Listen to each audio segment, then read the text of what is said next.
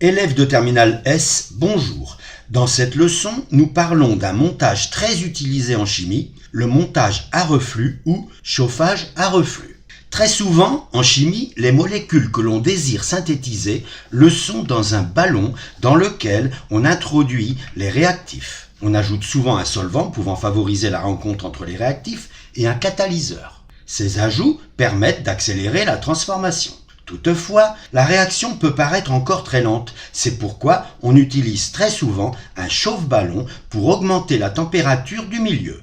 Certains chauffe-ballons possèdent en plus un système d'agitation qui permet de maintenir le milieu homogène en favorisant encore la rencontre entre les réactifs. Mettons le chauffage en marche. Avec le temps, la température des réactifs et des produits à peine formés augmente et l'on observe leur vaporisation.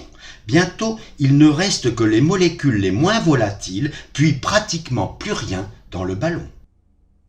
Comme cela ne peut pas fonctionner avec un ballon ouvert, nous pouvons envisager de le fermer. Nous recommençons donc maintenant en fermant le ballon avec un bouchon. Puis nous mettons le chauffage en marche. Avec le temps, la température des réactifs et des produits à peine formés augmente, ce qui induit une augmentation de la pression. La pression augmente et catastrophe, le bouchon saute et il ne reste pratiquement plus rien dans le ballon. Là encore, cela ne fonctionne pas comme il faut. On a alors imaginé ce système, appelé réfrigérant à boule, constitué d'un tube en verre entourant un autre tube en verre lui aussi, mais formé de plusieurs sphères. De l'eau froide circule dans l'espace entre les deux tubes, refroidissant ainsi les parois du tube interne. La forme du tube interne permet d'augmenter la surface de contact avec l'eau froide et donc d'améliorer le refroidissement. Mettons le chauffage en marche. Réactifs et produits peuvent s'évaporer, mais au fur et à mesure qu'ils montent, les gaz se refroidissent, se liquéfient et le liquide retombe goutte à goutte dans le ballon.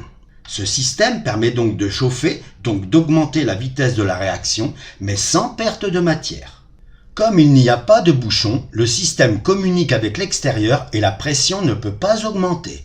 Je peux en effet introduire par exemple un grain de pierre ponce par le haut. Normalement, cela ne se fait pas, on met la pierre ponce avant, mais je le fais exceptionnellement pour vous montrer que le ballon communique avec l'extérieur. Quelques grains de pierre ponce permettent de réguler l'ébullition par formation de nombreuses petites bulles, évitant la formation de grosses bulles, source d'hétérogénéité et de projection du milieu réactionnel sur les parois du ballon et à l'entrée du tube réfrigérant. Faut-il faire arriver l'eau froide par le bas ou par le haut ? Si l'eau froide arrive par le haut, elle ruisselle le long de la paroi, puis ressort sans avoir entouré correctement le tube central, donc sans l'avoir refroidi. Mais si l'eau arrive par le bas, alors l'eau remplit tout l'espace disponible entre les deux tubes et maintenant le refroidissement est efficace. Évidemment, tout ce montage ne tient pas tout seul. Le ballon et le tube réfrigérant sont maintenus par des pinces elles-mêmes fixées sur un support. Et le chauffe-ballon est posé sur un support élévateur. Cela permet de séparer ballon et chauffe-ballon s'il faut arrêter le chauffage en urgence ou tout simplement lorsque la réaction est terminée. Pour démonter, quand la réaction est terminée, on enlève la pince, on désolidarise ballon et tube réfrigérant, on fait pivoter légèrement le ballon dans le chauffe-ballon pour favoriser la sortie. Voici la photo d'un montage à reflux réel, comme peut-être vous en avez déjà vu ou comme vous le verrez. Terminons par un montage basé sur le même principe, mais beaucoup plus simple. Lorsqu'il n'est pas nécessaire de chauffer très fort, on peut se contenter d'un bain-marie et si les réactifs ou produits de la réaction ne sont pas très volatiles, un léger refroidissement obtenu par contact avec l'air ambiant peut suffire pour liquéfier les gaz. Une simple plaque chauffante éventuellement munie d'un système d'agitation convient très bien. Et avec le chauffage, on maintient l'eau du bain-marie à la température désirée. On pourra observer, mais plus rarement, une goutte de liquide retombant dans le milieu réactionnel. La leçon est terminée, à bientôt!